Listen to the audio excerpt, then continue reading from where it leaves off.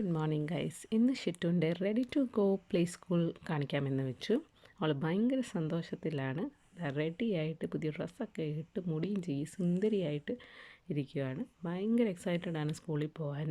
എന്നും രാവിലെ സ്കൂളിൽ പോകണമെന്നാണ് പറയുന്നത്. ഇപ്പോൾ അടുത്ത സ്റ്റെപ്പ് അവൾ പ്രാർത്ഥനയിലോട്ട് കടന്നേക്കുവാണ്.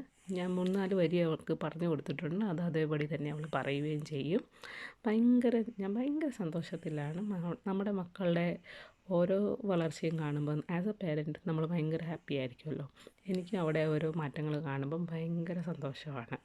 പ്രാർത്ഥനയെല്ലാം കഴിഞ്ഞ് അടുത്തതായിട്ട് ആശാത്തി വന്നിരിക്കുന്നത് സ്റ്റെപ്പിലാണ്. അപ്പനാണ് ഷൂ ഇടിച്ചു കൊടുക്കുന്നത്. അവൾ ജാക്കറ്റും ഷൂ ഒക്കെ ഇട്ട് സ്കൂളിൽ പോകാൻ റെഡി ആയിട്ടിരിക്കുകയാണ്. ഈ പറയുന്നതെല്ലാം സ്കൂളിൽ പോയി അവൾ ചെയ്യാൻ പോകുന്ന കാര്യങ്ങളാണ്. നിനാന സ്കൂളിൽ പോവുക, പഠിക്കാൻ പോവുക എന്നൊക്കെയാണ് പറയുന്നത്. ആശാത്തി ടാറ്റ ബൈ ബൈ ഒക്കെ പറഞ്ഞ് അപ്പനെക്കാട്ടിലും മുമ്പേ ഇറങ്ങാറായി. ഞാനും നിച്ചും പോകാത്തതുകൊണ്ട് ഇന്നും അവൾ ഞങ്ങൾക്ക് ടാറ്റ ബൈ ബൈ തന്നിട്ടാണ് പോകുന്നത്. ആകെ 2.5 മണിക്കൂറേ ഉള്ളൂ. മോർണിംഗ് 9 to 11:30 സ്ലോട്ടാണ് ഞങ്ങൾ എടുത്തിരിക്കുന്നത്. അവൾ ഭയങ്കര ഹാപ്പിയാണ് സ്കൂളിൽ നിന്ന്, എനിക്ക് മനസ്സിലായി. ആദ്യമൊക്കെ ഭയങ്കര കരച്ചിലും ബഹളമൊക്കെ ആയിരുന്നു. ബട്ട് വിതിൻ 2 days അവൾക്ക് വന്ന മാറ്റങ്ങൾ ഞാൻ ഭയങ്കര ഷോക്ക്ഡാണ്. ഇതിവിടെ ഉള്ളവരുടെ ട്രെയിനിങ്ങും കൂടെ ആയിരിക്കാം, എനിക്കറിയത്തില്ല. എനിക്കിതൊരു ഫസ്റ്റ് എക്സ്പീരിയൻസ് ആണ്.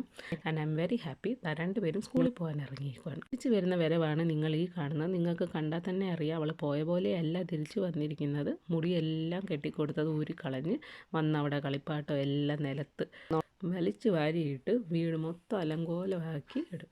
വീട് മൊത്തം തിരിച്ചിടുന്നത് ഞങ്ങളുടെ മൂത്ത പുത്രിയായ നിഹാന ബിൻസാണ്. അതാണ് ഞങ്ങളെ വീട്ടിൽ വിളിക്കുന്ന ഷിട്ടു, ഞങ്ങളുടെ ക്യൂട്ട് ബേബി.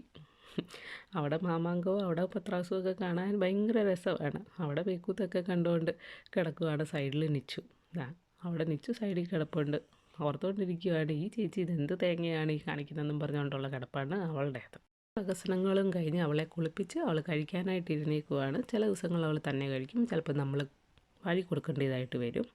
അപ്പോൾ ഇന്നത്തേക്ക് ഇത്രയേ ഉള്ളൂ. നിങ്ങൾക്ക് ഈ വീഡിയോ ഇഷ്ടപ്പെട്ടാൽ please do like, share and subscribe.